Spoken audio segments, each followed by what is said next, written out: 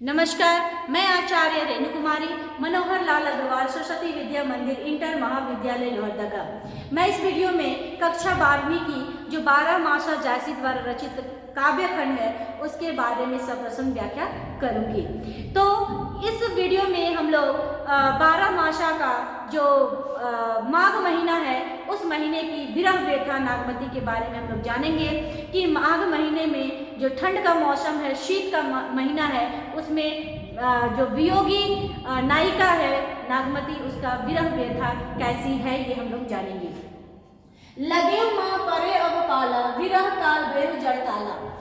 लगे माँ, अब माघ का महीना आ गया है, परे यानी कि पड़ रहा है, अब पाला यानी कि पाला। तो माघ का महीना है, अब माघ महीना आ चुका है। अब माघ महीने में क्या हो रहा है, पाला पड़ रहा है, ओस गिर रहा है, बहुत अधिक ठंड बढ़ गई है। माघ महीने में ठंड अपने चरम स्थिति पर पहुंच गई है। विरह काल भयउ जड़ताला, विरह काल में ये जो ठंड है वो और भी अधिक कष्टकारी हो गई है, यानी कि मृत्यु कोप के समान हो गई है। ये माघ महीना का जो ठंड है, एक तो ठंड है ही और विरह के कारण ये ठंड और अधिक बढ़ गई है और ये माघ महीने में हमारी मृत्यु के समान है। पहल पहल तन रुई जो झांपे, यानी कि जो लोग रुई के कपड़े पहनते हैं, ऊनी वस्त्र पहनते हैं, वो ठंड से बच जाएंगे।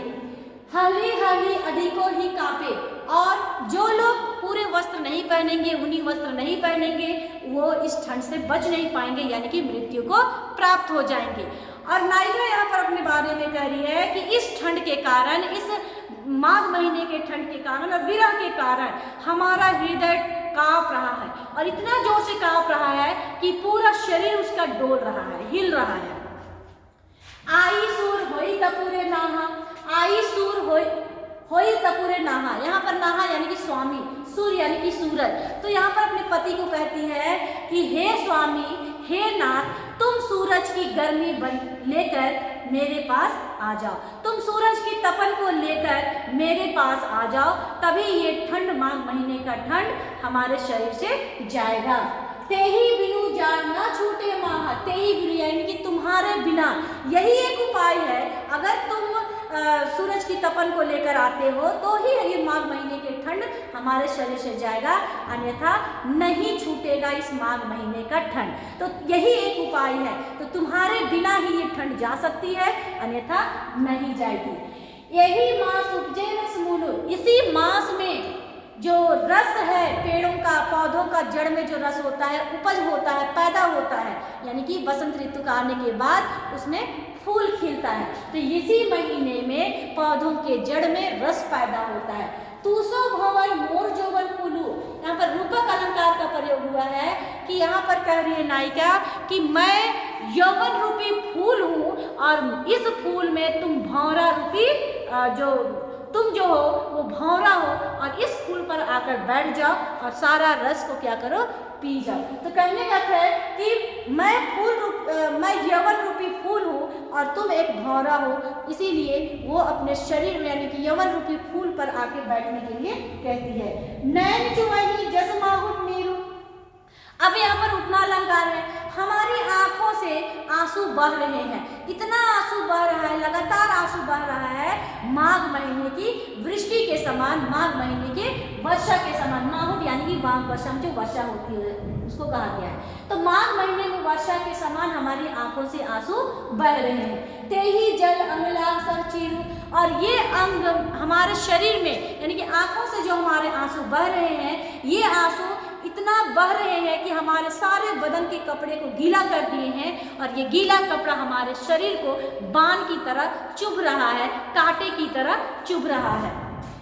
टूट ही बूंद पर ही जस ओला, और ये हमारे आंखों से जो आंसू टूट कर जमीन पर गिर रहे हैं वो ओस के समान है, ओस की बूंदों के समान है। तो ये भी उपमा अलंकार है यहाँ पर। विरह पवन होई मारे झोला, अब विरह जो है, विरह के कारण जो पवन है, वो पवन जब चल रही है तो हमारे पूरे शरीर को हिला डुला रही है, यानी कि विरह रूपी अग्नि जो हमारे अंदर जल रही है उसको और भड़काने का काम कर रही है, उसको और तेज कर रही है। केही श्रृंगार को पहिर पटोरा, केही यानी किस लिए मैं श्रृंगार करूँ, पहिर पटोरा यानी रश्मि वस्त्र पहनूं, पटोरा यानी कि रश्मि पहनना, तो मैं किस लिए श्रृंगार करूं और किस लिए रेशमी वस्त्र पहनूं? क्यों यहाँ अपने आप से सवाल कर रही है, क्योंकि स्त्रियां जो है अपने पति को लुभाने के लिए, अपने प्रेमी को लुभाने के लिए 16 श्रृंगार करती हैं, चमक धमक के कपड़े पहनती हैं। तो मेरा पति मेरे पास है ही नहीं, तो मैं किस लिए श्रृंगार करूं और किस लिए रेशमी वस्त्र पहनूं? गिह नहीं हार नहीं होई डोरा, गिह मतलब गर्दन, नहीं हार मतलब कि जो गले में हार पहनते। तो मेरा गर्दन विरह के कारण, दुख के कारण एकदम सूख गया है, और इतना सूख गया है कि वो डोरे के समान है, तो डोरे के जैसा हो गया है। तो मैं इसमें हार कैसे पहन सकती हूँ? ये हार मैं अपने गले में कैसे पहनूं, क्योंकि मेरा गला जो है वो डोरा बन गया। यानी कि अतिशयोक्ति अलंकार है, यहाँ बढ़ा चढ़ाकर कवि ने उनके शरीर का वर्णन यहाँ पर किया है।